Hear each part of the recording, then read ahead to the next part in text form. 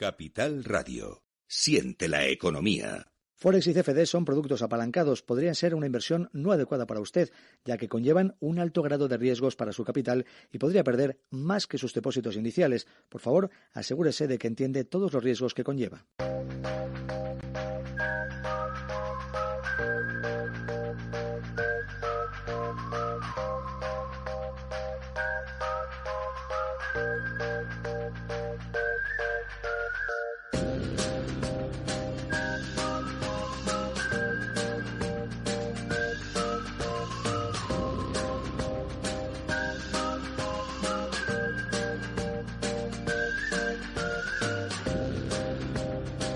El coronavirus, pese a ser una crisis sanitaria, dejará una huella muy importante en las economías mundiales. La recesión en Estados Unidos podría tener ya lugar en estos momentos. Europa va al paso y las bolsas mundiales descuentan ese escenario. Y en este contexto nos encontramos con la posibilidad de quiebra de algunos brokers. ¿Por qué quiebran en tiempos como estos? Saludamos a Juan Colón, CEO de Darwinex. Juan, ¿qué tal estás? Pues aquí estamos en confinamiento ininterrumpido, como todo el mundo. Desde luego, este confinamiento se nos va a hacer muy largo y yo creo que cuando volvamos a las calles ni nos lo vamos a creer. El déficit de vitamina D, que estamos ya todos acumulando probablemente, va a ser extraordinario. Nos veo a todos tomando vitamina D por un tubo a la vuelta ya a la realidad, porque lo que estamos viviendo ahora parece más bien una realidad paralela, como que no nos pertenece, no sé, esa es un poco la sensación que yo tengo día tras día, porque esto parece el día de la marmota, te despiertas y todos los días son iguales. Pero bueno, aquí estamos, en un nuevo capítulo precisamente para romper un poco la monotonía, romper esta rutina que tenemos tan extraña y para hablar un poco de la situación que están viviendo ahora algunos brokers, Juan, porque la situación es que, bueno, algunos de ellos podrían quebrar.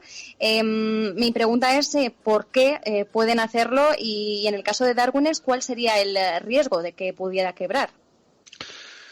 Bueno, o sea, yo tampoco creo que sea... Yo voy a explicar los riesgos que puede tener un broker, pero en ningún caso me gustaría implicar que alguien esté a punto de quebrar, porque si no me meto en un lío de inversión. Y vaya por delante que nosotros estamos mejor de lo que hemos estado nunca. Pero sí que me gustaría explicar cómo se viven estos días desde dentro de un broker, porque entiendo que hay gente que no tiene esa vista de lo que pasa al otro lado del muro. Y bueno, quería aprovechar, efectivamente sí que es posible. En estos momentos lo que pasa es que hay una volatilidad sin precedentes o sin precedentes recientes en muchos de los activos.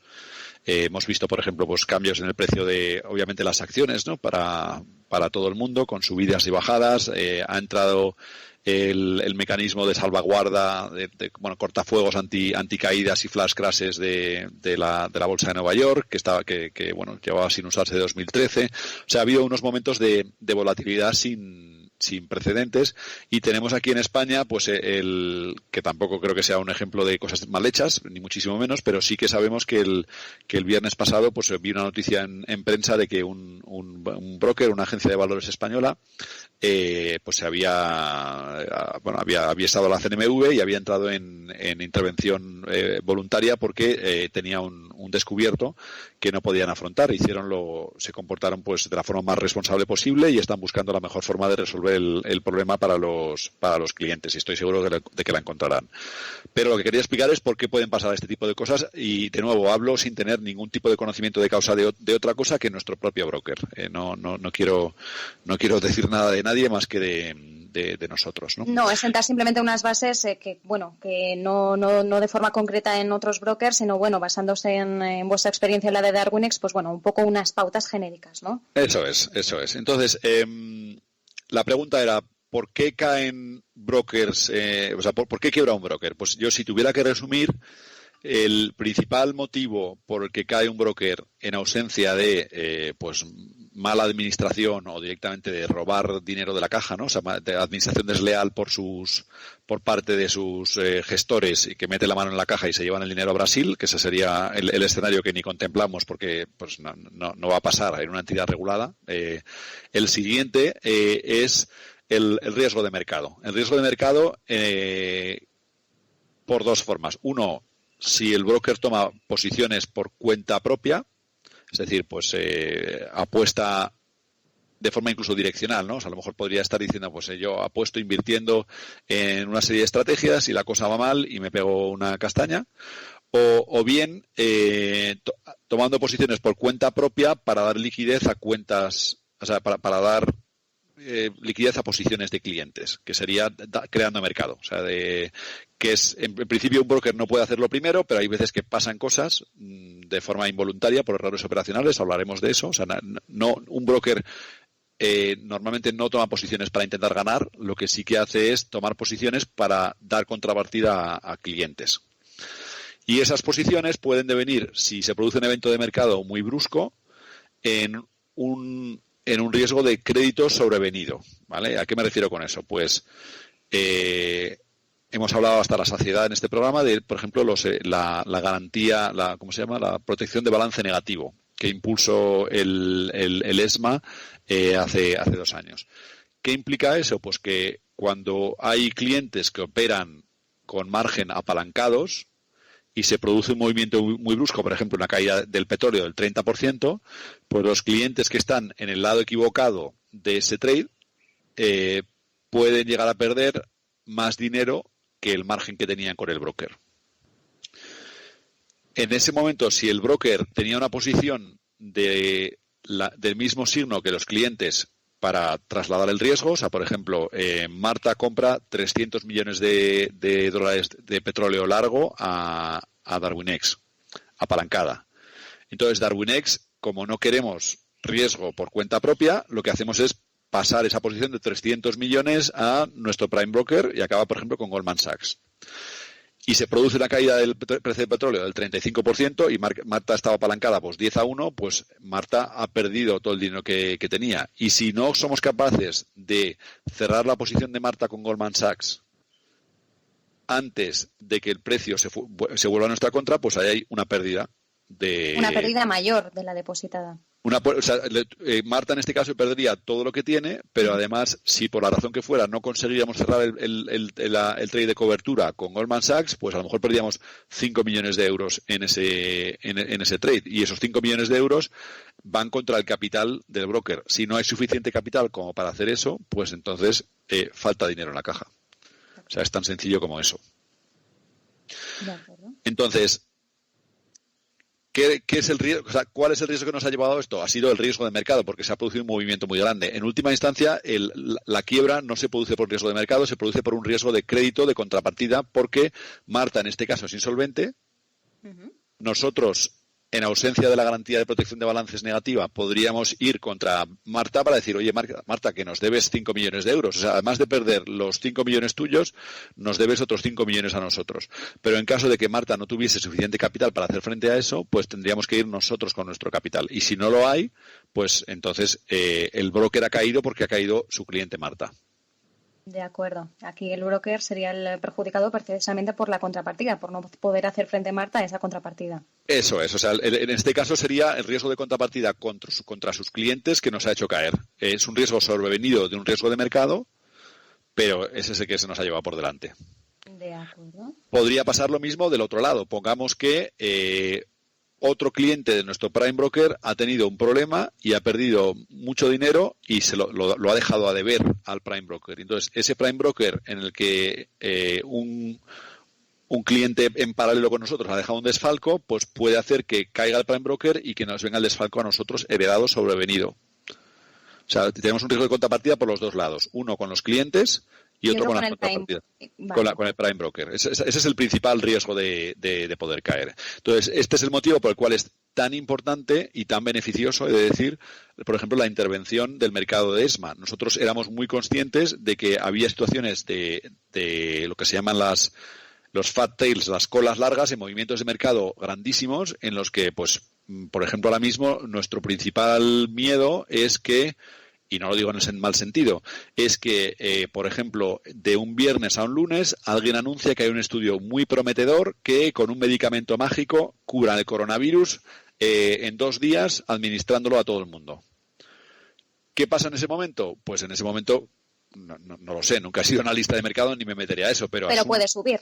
Pero podría pegar un subidón tremendo de un 10, 15, 20, 30%. Entonces, todos los clientes que estuviesen cortos perderían hasta la camisa. Y nosotros en ese momento no tenemos forma de quitarnos ese riesgo con las contrapartidas. ¿Vale? Entonces ahí estamos expuestos a que si cae el cliente, o si cae la contrapartida. Y estás en el medio, porque en un mercado over the counter como el nuestro, nosotros no somos agentes. O sea, lo que hacemos es, si bien actuamos como agentes, nuestro contrato es con Marta y con el Prime Broker. Y son dos contratos separados. Entonces, el Prime Broker viene a por nosotros y Marta viene a por nosotros. Incluso aunque hemos entrado en esos dos contratos con vocación de agencia.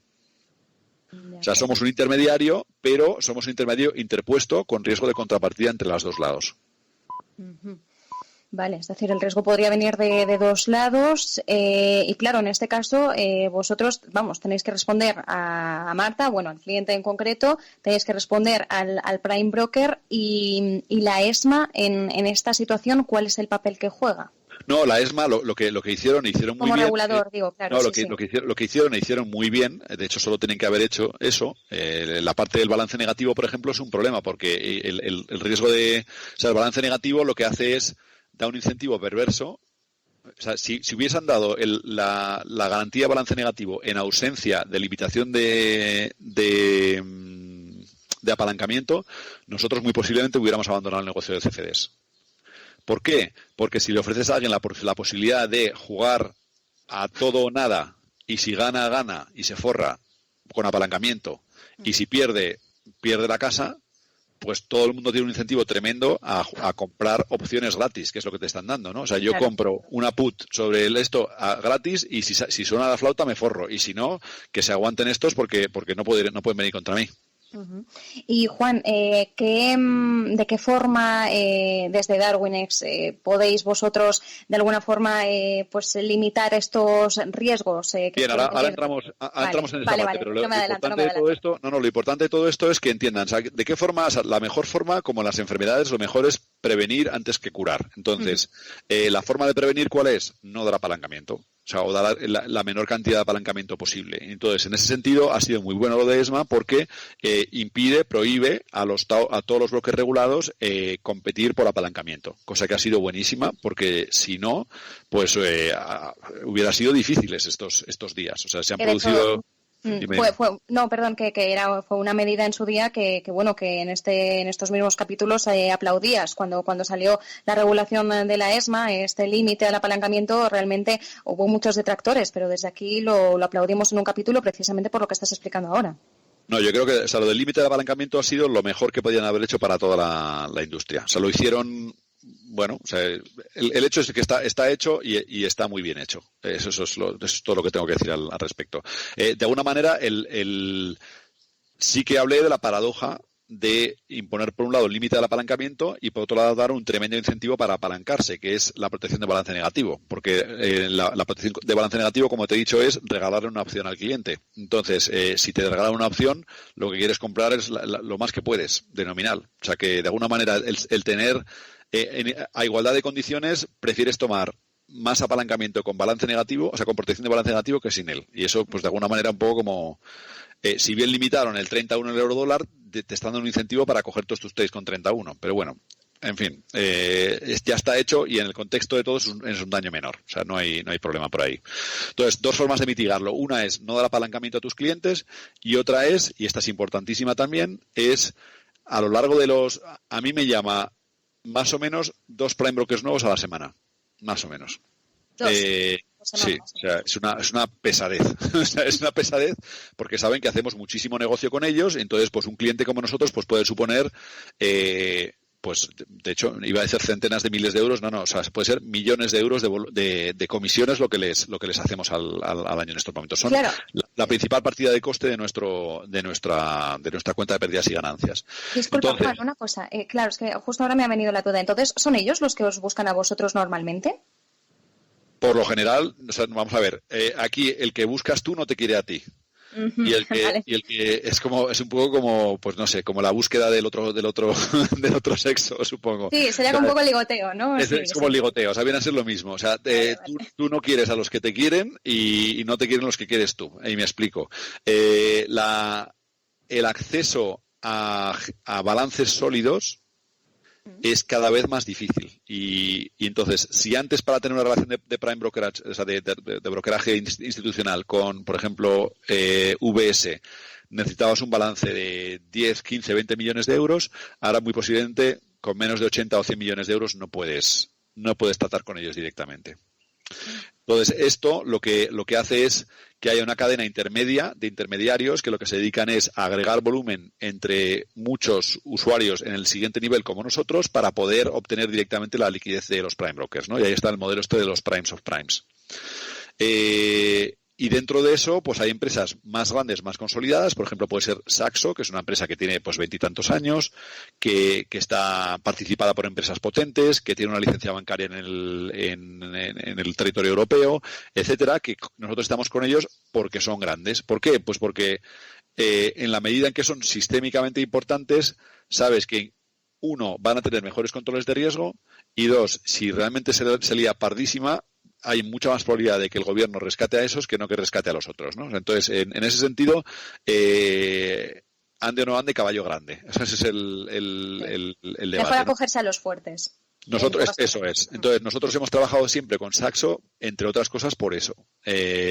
La otra alternativa con la que trabajamos fue ir a un mercado con una cámara de compensación centralizada como LMAX, en la que el riesgo está mucho mejor repartido que en un modelo de prime broker tradicional. Entonces, yo una de las cosas buenas que puedo decir en estos días es que me llamó uno de nuestros prime brokers, ahora trabajamos con otro, por ejemplo, como CFH, que es parte del grupo Playtech. El grupo Playtech es un gigante del mundo del juego. Y le puede gustar a la gente o no el mundo del juego, pero lo que sí que tienen también es pasta, porque lamentablemente la gente le da muchísimo al juego, ¿no? Entonces, nosotros solo hay 3 o 4 prime brokers con los que trabajaríamos y trabajamos en el mundo del Forex minorista, precisamente porque hay otros que te dan mejores precios, hay otros que te dan más apalancamiento, hay otros que te dan un montón de cosas que precisamente lo que te hace es no dormir la noche que pasa lo del petróleo. Vale. Y ese es todo. Y todo esto estamos hablando en el ámbito de la prevención.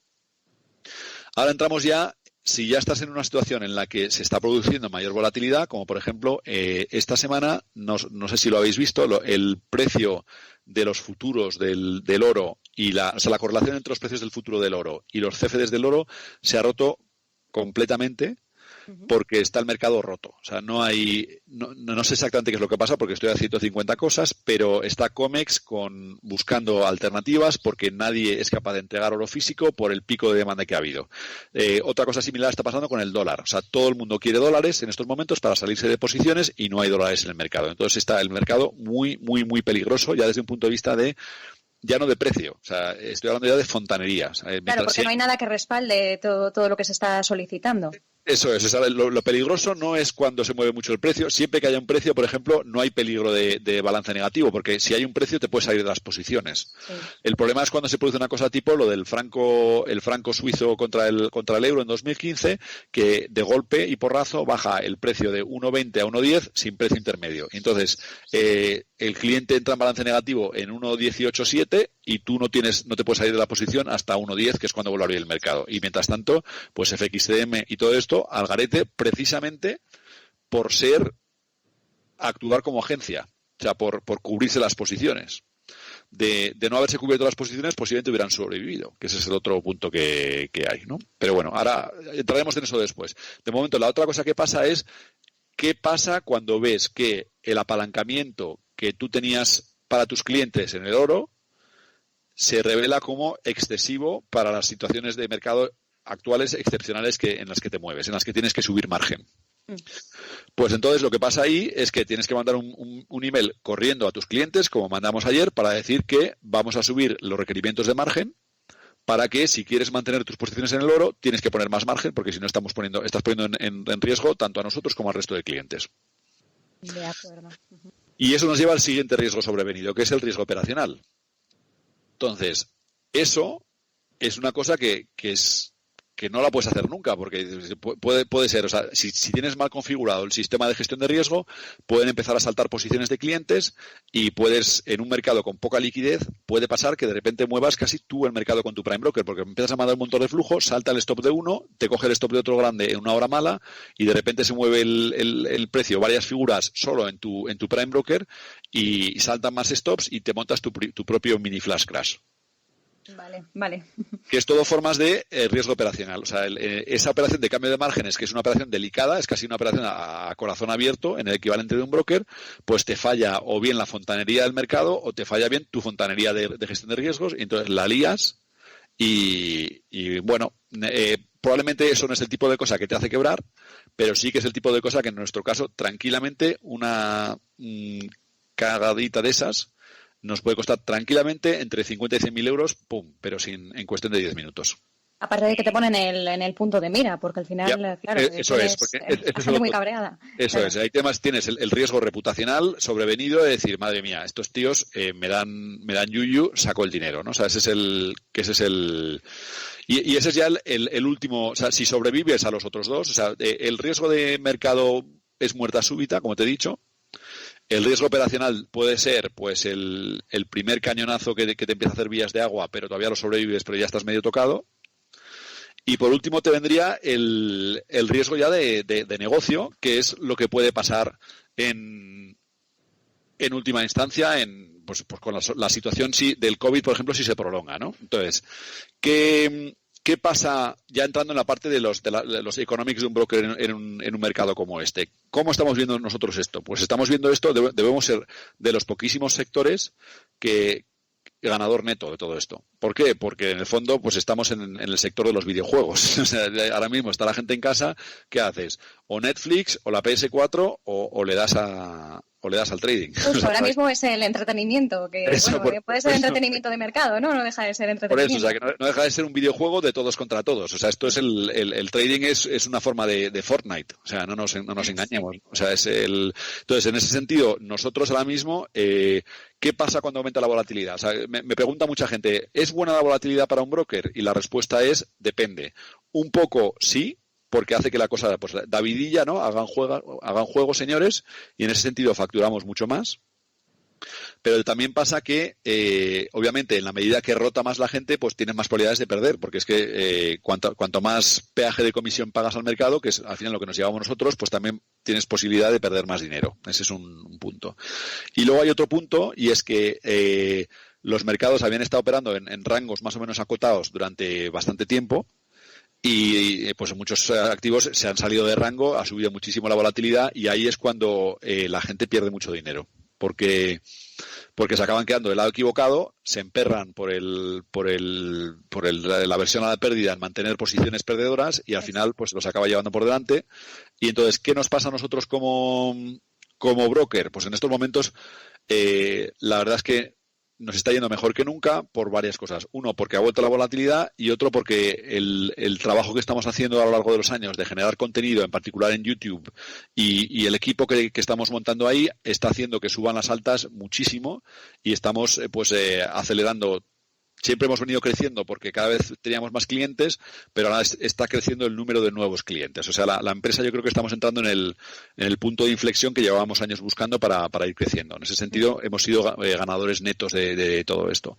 Sin embargo, por el lado de los inversores nos está pasando una cosa muy curiosa, que es dolorosa, pero la verdad es que tiene su lógica, y es que el activo Darwin, o sea, los mejores traders están saliendo de esto en general muy bien. No todos, porque ha habido alguno que se la ha pegado, pero en general los mejores traders están saliendo bastante bien de esto. Y sobre todo lo que se está demostrando es que no tienen correlación. O sea, se pueden caer los mercados tradicionales un 30% y muchos de los nuestros o han subido o están no afectados, ¿no? Es decir, que hay algunos Darwins que con sus estrategias están capeando bien el temporal. No, muy bien. Y desde luego lo que sí que se puede decir es que el rendimiento inversor está completamente descorrelacionado, o sea, no completamente, está muy descorrelacionado de la rentabilidad que obtienen. O sea, está correlacionado más bien con el exceso de volatilidad. O sea, yo creo que si lo han hecho mal es por el aumento de volatilidad, pero no porque direccionalmente haya ido en un sentido u otro en el mercado. En otras palabras, hemos demostrado que el activo Darwin tiene alfa. tiene alfa en el sentido que no está correlacionado, ¿no? Y otra cosa que no valora mucho la gente es la liquidez. O sea, con nosotros, si por la razón que sea tienes que hacer frente a un pago de garantías, pues llamas a la puerta y nosotros deshacemos la posición inmediatamente y te mandamos el dinero. Y paradójicamente, eso hace que te usen a ti para cubrir pérdidas en otras partes, ¿no? Entonces estamos viendo retiradas por el lado de los inversores anormalmente altas. No alarmantemente altas, pero sí por encima de lo que veríamos habitualmente. Es decir, ¿podríamos comparar de alguna forma el buen desempeño de algunos Darwins con el activo Darwin como una especie de activo refugio como podría ser el oro? Un poco salvando las distancias, pero lo digo por aquello de que es un activo líquido, que es un activo que puede capear bien a algunos temporales, por establecer unos parámetros. A ver, tiene unas partes que sí, o sea, en el sentido de que cuando va la cosa mal compras oro, lamentablemente eso no se está produciendo. Lo que está pasando es que como va mal, tiras de la cucharilla, la cubertería de plata de la abuela. y la cubertería de plata de la abuela la tenemos nosotros, entonces la están usando para cubrir, bueno, y también, por otro lado, no nos vamos a engañar. Esto, el riesgo que tenemos ahora mismo es que la mayoría de nuestros clientes, como la mayoría del país, puede aguantar mucho más tiempo sano que solvente. Uh-huh. No nos engañemos, ¿no? Ahora estamos hablando todo del pico de muertes y esto, y lo importante es que pare cuanto antes, pero sobre todo porque es que si no acaba lo suficientemente rápido en un país en el que el 80% no sé qué porcentaje del PIB depende del sector servicios, que además vivimos del turismo y que todo esto, es que aquí no va a quedar ni el apuntador. O sea, si, claro. Sí, entonces ahí es donde nosotros nos alegramos de tener la mayoría de nuestra facturación fuera de España, pero la tenemos en Europa y esto nos afecta. O sea, tenemos un riesgo latente de, no sé durante cuánto tiempo podrá seguir la gente aguantando y mandando más dinero, ¿no? O sea, no tenemos, lo dicho, hemos tenido beneficios récord en los últimos mes y medio o 2 meses con el retorno de la volatilidad, pero a nadie le interesa que esto siga así. Y esto lo digo por nosotros y lo digo por todo el mundo, claro. Al final, si todo para, da igual que por negocio... Eso, aunque esto sea un poco entretenimiento y ahora mismo se puede haber favorecido, es cierto que si en algún momento todo se rompe, todo se viene abajo y la gente se queda sin liquidez o sin capacidad, pues es que da igual. El negocio, sea cual sea, va a ir mal. Eso es, o sea, no es bueno para nadie, ¿no? Y bueno, pues esos en general son los riesgos de cómo puede quebrar un broker. No hemos hablado de la mala praxis, ¿no? En muchos casos pues sí que se produce también situaciones de vacío patrimonial, pero la mayoría de los problemas que hay son derivadas de todo esto, ¿no? O sea, el riesgo de contrapartida sobrevenido de un movimiento de mercado, como puede haber pasado, pues no sé, lo que pasó con Lehman Brothers, ¿no? O sea, estoy seguro que mucha gente quebró porque, pues si tu principal proveedor quiebra y te deja dinero a deber y tú no puedes pagar a tus empleados, pues acabas quedando también en cadena, ¿no? O sea, ese es el problema que ha habido, por ejemplo, con la quiebra de Thomas Cook. Pues Thomas Cook mandó a todos los clientes de vacaciones a pasar el verano en Baleares. Los estos de pago en el sector turista son a 90 días, creo, y entonces te encuentras como hotelero que has tenido a gente papeando y bebiendo todo el verano en tu hotel, y que cuando te tiene que pagar el que te lo iba a pagar no te lo paga. Entonces, pues estás fastidiado. O sea, tienes ese riesgo de contrapartida. El otro es el riesgo operacional, ya sea por procesos ineficientes o porque se demuestra que había riesgos latentes que tú no tenías bien localizados, que se han materializado y te has ido al garete sin enterarte ni de por qué. Luego, Juan, planteabais también otro riesgo del que todavía no hemos hablado, no sé si ahora ibas a ir a él, pero claro, estamos viendo que muchas empresas están ya con ERTES, negocios que, hoy conocíamos un estudio de CEPIME que decía que un 15% de las pymes españolas, que son unas, no sé si eran 100.000 o 200.000, tienen miedo, creen que pueden desaparecer debido al coronavirus. Claro, ¿qué ocurre si los clientes de Darwinex se quedan en el paro?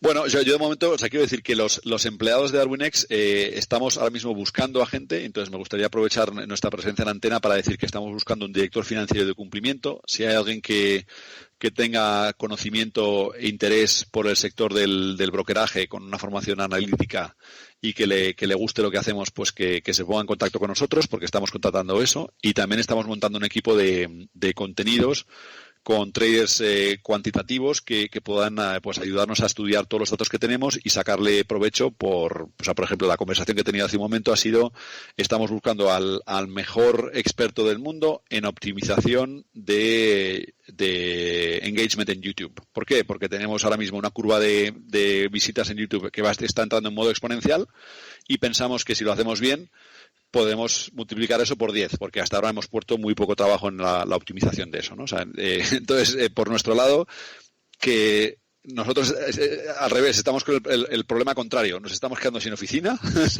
Cuando con la gente que estamos contratando ahora mismo en estos días, no sé si vamos a caber en los 3 pisos que tenemos ahora mismo en esto.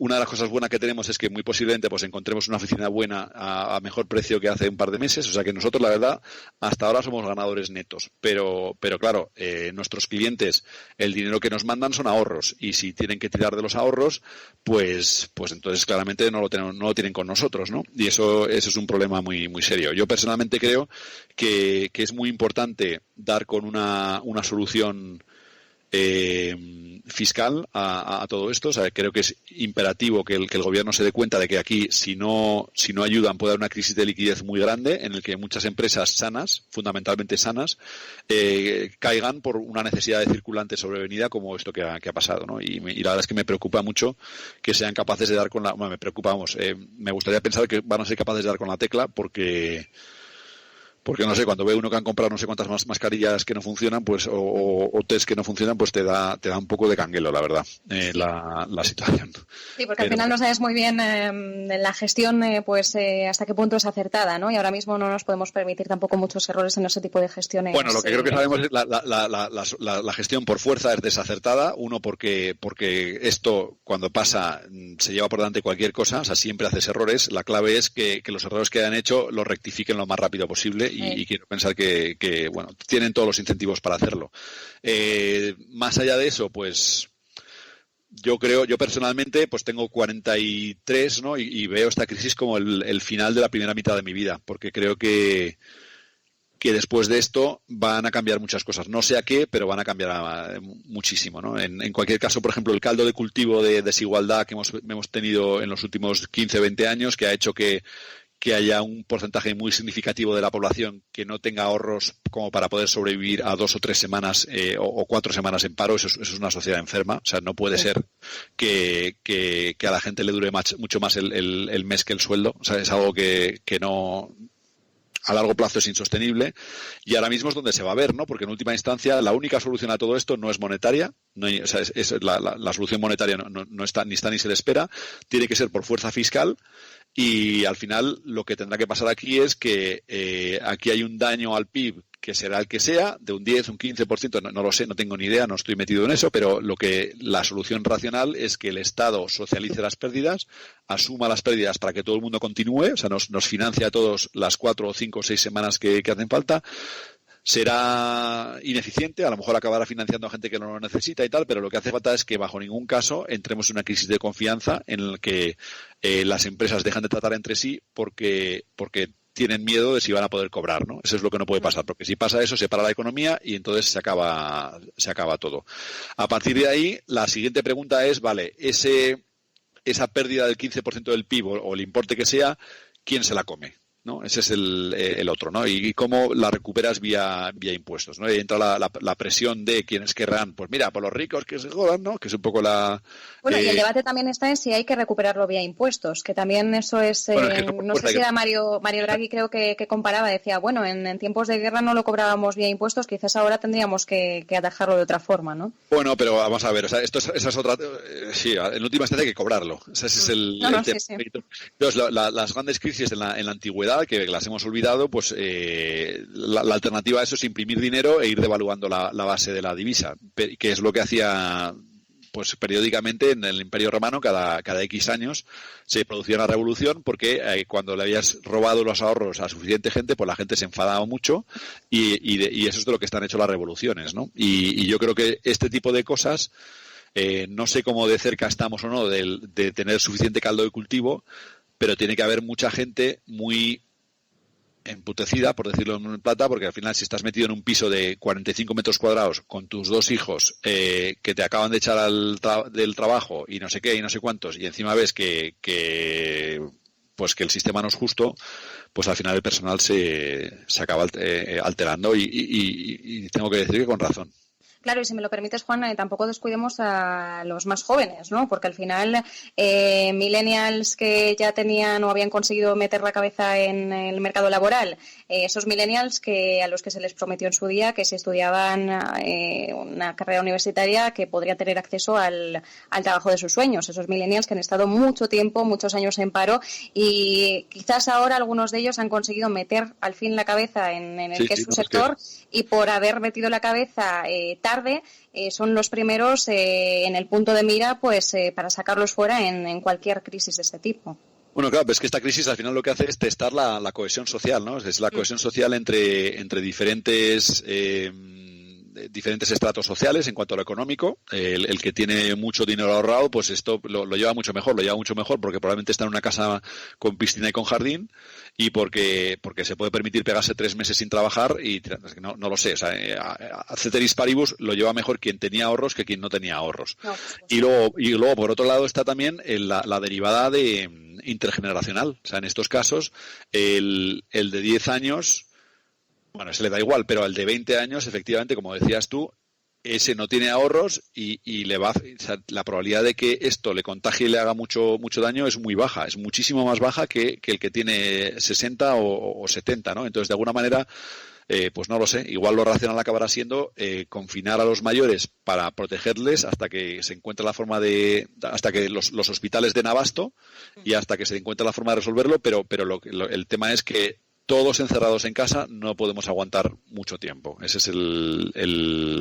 dilema moral realmente al que se enfrentan los gobernantes, que la verdad es que no me dan envidia. O sea, en estos momentos es una situación muy difícil porque recordemos también que es que la gente clave está enferma, no puede trabajar, y que muchos de los procesos se basan en estar todos juntos en una oficina para tomar decisiones. O sea, que esto es un test gigantesco de las videoconferencias, de que yo creo que van a salir reforzadas. Yo, por ejemplo, soy un ofendedor en serie de coger vuelos y me estoy dando cuenta de que es un error, que muchísimas cosas se pueden resolver por videoconferencia incluso mucho mejor que volando.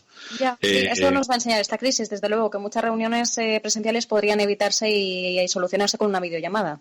Sí, o sea, yo es que si hay algo que he aprendido, que nos han enseñado estas crisis, es que las cosas cambian muy despacio, o parecen no cambiar, y de repente de un día para otro, ¡boom!, se producen cambios que se quedan aquí para siempre, ¿no? Ahora, por ejemplo, uno de los debates es que había un artículo muy interesante de Noel Yoav Harari, el autor de Sapiens, en el FT el otro día, decía que la cultura, la solución asiática a esto ha sido tirar de la tecnología para saber a cuántos metros estabas de un infectado, y en China ahora, por ejemplo, tienen códigos QR para todos los vagones del metro de todas las ciudades, de manera que cualquier persona... No, tienes que pulsar, no, o sea, que te identifican, entonces son capaces de trazar a partir de tu smartphone si has estado en el mismo que un infectado, dónde estás, y te cogen y te confinan inmediatamente, mientras que nosotros, con las libertades que tenemos en estos momentos, pues somos menos eficientes en ese sentido.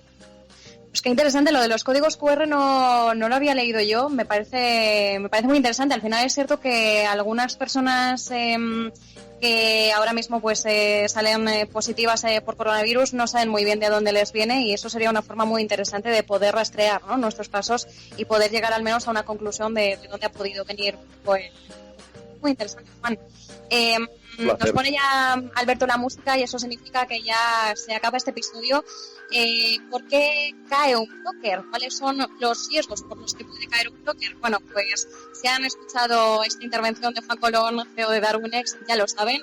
Y si están pillándonos justo en estos momentos, pásense por el podcast, que lo tendrán en capitalvideo.es, para escuchar esta interesante charla. Juan Colón, un abrazo, cuídate. Muchas gracias.